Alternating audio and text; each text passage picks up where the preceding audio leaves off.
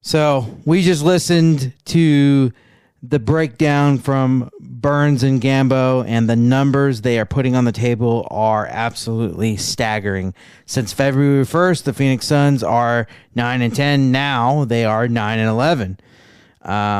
But it's not just the record. It's the way the standard of this team has fundamentally shifted under our feet. To understand this slump, we have to look at the factors behind the rotation. It hasn't been a linear transition. And Burns and Gambo, they talked about it. Right as Jalen Green finally found his health, we lost Dillon Brooks. We've integrated new pieces like Amir Coffey, Haywood Highsmith, Jordan Goodwin back into the mix. The rookies, of course. But we're still seeing this injury management for Grayson Allen's right knee. And aside from Jamari Bouye seeing fewer minutes and like I said, the rookies getting extended looks, the core remains, but the connectivity is, of course, fractured.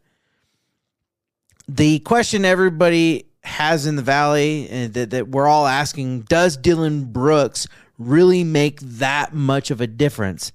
And based off this evidence of this 9-10, now 9-11 stretch, the answer is a resounding yes. But it's not about his box score. If you want offensive numbers, Jalen Green provides more pop than Brooks ever will. That's just the truth.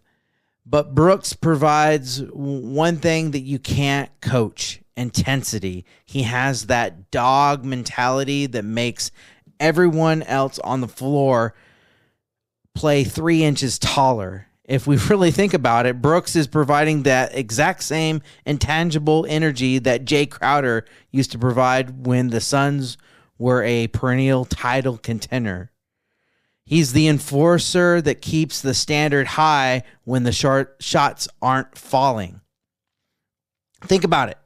Think about the factors that Kellen Olson highlighted. Before February, this was a 6th or 7th best defense in the NBA. Since then, they plummeted to 19th.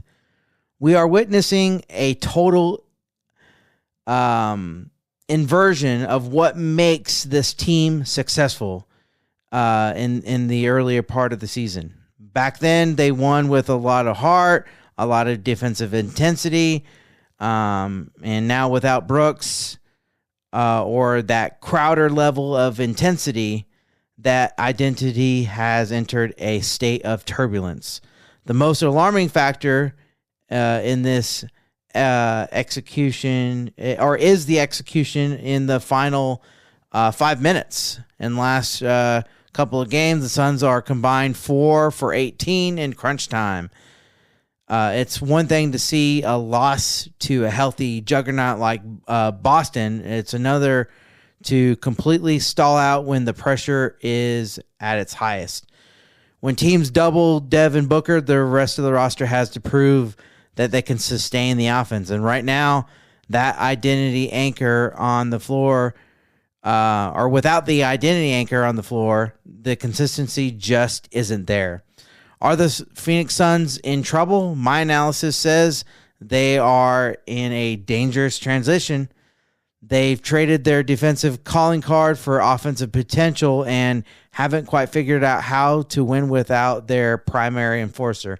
As Gambo said, everything is fine, and it's a dangerous place to live this close